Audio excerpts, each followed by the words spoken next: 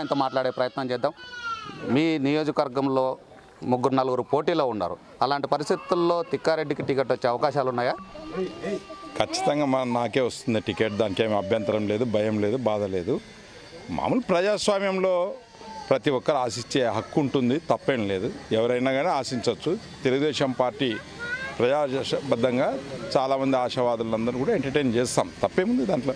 కానీ చంద్రబాబు నాయుడు ఆల్రెడీగా నాకు క్లియర్గా చెప్పాడు, చేసుకోమని కూడా చెప్పాడు. నాకే టికెట్ వస్తుంది, నేనే నిలబడతా, నేనే గెలుస్తా, దాంట్లో అనుమానమే లేదు. ప్రధానంగా పట్టు వీడని విక్రమార్కుల్లా 10 సంవత్సరాల పాటు నియోజకవర్గంలో కలిగి తిరుగుతూ ఉన్నారు. నియోజకవర్గంలో అభివృద్ధి ఎక్కడా లేదనేది విస్తృతంగా గ్రామాల్లో ప్రచారం చేస్తున్నారు. అలాంటి పరిస్థితులు నియోజకవర్గం అభివృద్ధి కాలేదంటారా?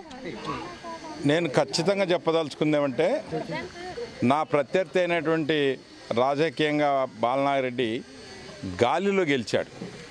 అంటే జగన్ పార్టీ వేవ్ ఉంది. జగన్ పార్టీ వేవ్లో 14 కర్నూలు జిల్లాలో ఓడిపోయాయి, అందులో భాగం మంత్రాలయం కూడా. అయితే గెలిచిన వాడు ఎక్కడన్నా కానీ నేను 3 సార్లు గెలిచినా అంటున్నాడు. నీవు తాగడానికి ఏమైనా నీళ్ళు ఇచ్చావా? గ్రామాలకి వ్యవసాయానికి ఏమైనా నీళ్ళు ఇచ్చినావా? లేక మంత్రాలయం ఆధ్యాత్మిక కేంద్రం ఏమైనా డబ్బులు తీసుకొచ్చినావా? లేక మా దగ్గర పల్లెల్లో ఈసారి కానీ గతంలో కానీ కడుపు చేత పట్టుకొని బతకడానికి పోతా ఉన్నారు. ఈ వలసలు ఎవరు ఆపుతున్నారు? అది నీ బాధ్యత కాదా? ఈరోజు బీహార్ తర్వాత అత్యధికంగా చదువు లేక వెనకబడిన ప్రాంతం మా ప్రాంతం. వీటిపైన ఈ డెవలప్మెంట్ పైన ఏమీ లేదు. ఆయన వాదనంతా నన్ను గెలిచినాను, మరి నాకు గెలిపించండి, లేక మా అన్న ఎమ్మెల్యే, మా తమ్ముడు ఎమ్మెల్యే, మా ముగ్గురు ఎమ్మెల్యేలు, మా నాయన ఎమ్మెల్యే అని చెప్తున్నావు. సరే, మా విషయంలో అది మీ అదృష్టమో మా కర్మనో నీవు అయినావు. కానీ ప్రజలకు ఏం చేసినావు? ఈసారి నీ పప్పులేం ఉడకవు బాలనాగిరెడ్డి. ఖచ్చితంగా తెలుగుదేశం పార్టీ మంత్రాలయంలో ఎగరవేస్తాం, చంద్రబాబుని ముఖ్యమంత్రిని చేస్తాం, నేను ఎమ్మెల్యే ఖచ్చితంగా గెలుస్తా, దాంట్లో అనుమానం ఏం లేదు. అంటే ప్రధానంగా గతంలో అంటే డీలిమిటేషన్ నియోజకవర్గాల పునర్విభజన కాకముందు మొత్తం మంత్రాలయ నియోజకవర్గం టీడీపీకి కంచకోటగా ఉండింది ఎమ్మిగినూరులో ఉన్నప్పుడు. ఈరోజు మొదటగా బాలనాగిరెడ్డి టీడీపీగా గెలిచి తర్వాత వైసీపీ 2 సార్లు గెలిచింది. అలాంటి పరిస్థితుల్లో టీడీపీకి స్ట్రాంగ్ ఉంది అనుకుంటున్నారు ఇప్పుడు? ఖచ్చితంగా స్ట్రాంగ్ ఉంది. తెలుగుదేశం పార్టీ మంత్రాలయం మీద బలంగా ఉంది.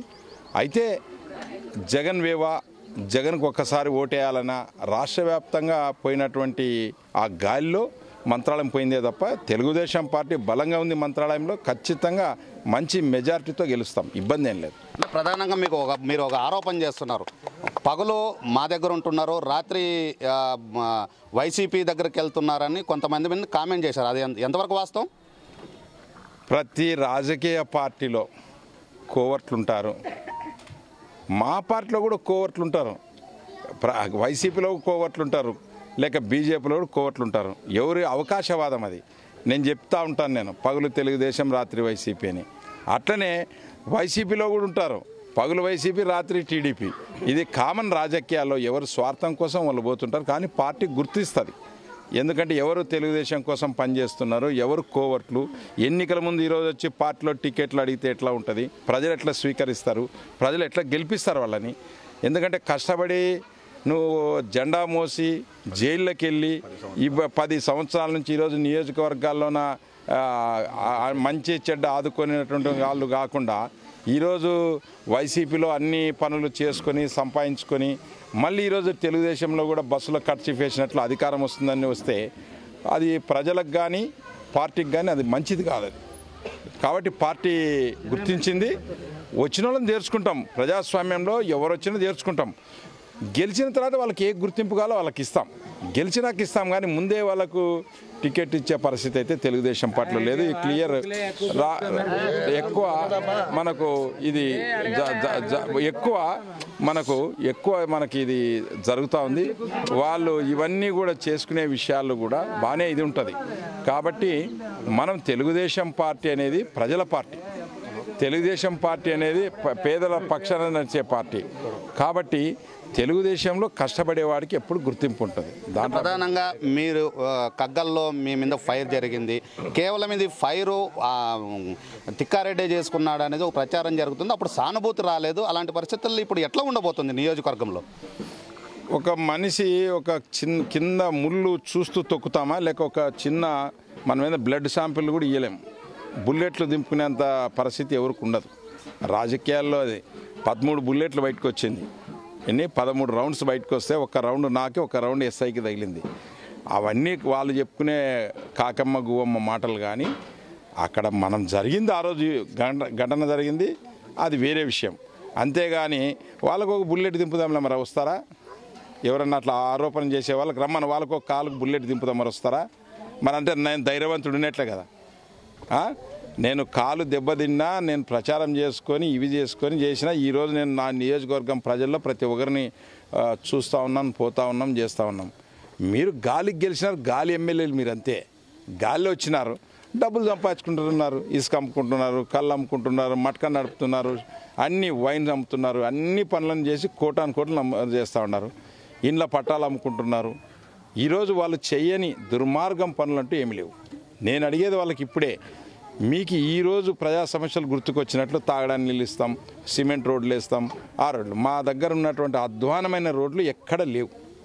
నేను ఇన్ఛార్జ్గా ఉండి ఓడిపోయినా కూడా మా నియోజకవర్గంలో చంద్రబాబు యొక్క ఆశీస్సులతోని, లోకేష్ యొక్క ఆశీస్సులతో కోటాను కోట్ల రూపాయలు తెచ్చి మేము డెవలప్ చేశాం. ఇక్కడ చూస్తాం, కుప్పగల్లు టు కౌతలం డబల్ రోడ్ చేసిన 14 కోట్లు. లేకుంటే ఉరుకుందీరన్న స్వామికి ప్రాకారానికి దాదాపు 8 నుంచి 12 కోట్లు డబ్బులు తీసుకొచ్చి చేసినాం. ఒల్లూరు చెరువు, తాగడానికి నీళ్లు, కొమ్ములూరు క్యాంపు అంటే లిఫ్ట్ ఇరిగేషన్లు, లేకుంటే పులికనమ, లేకుంటే ఆర్డీఎస్ రైట్ కెనాల్ 1900 కోట్లు. ఏం చిన్న మాట కాదు, అన్ని డబ్బులు తెచ్చినాం.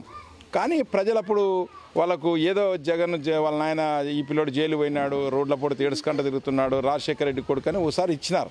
ఆ గాలి వీళ్ళందరూ గెలిచినారు. ఇప్పుడు గెలిచామని తెలుస్తుంది.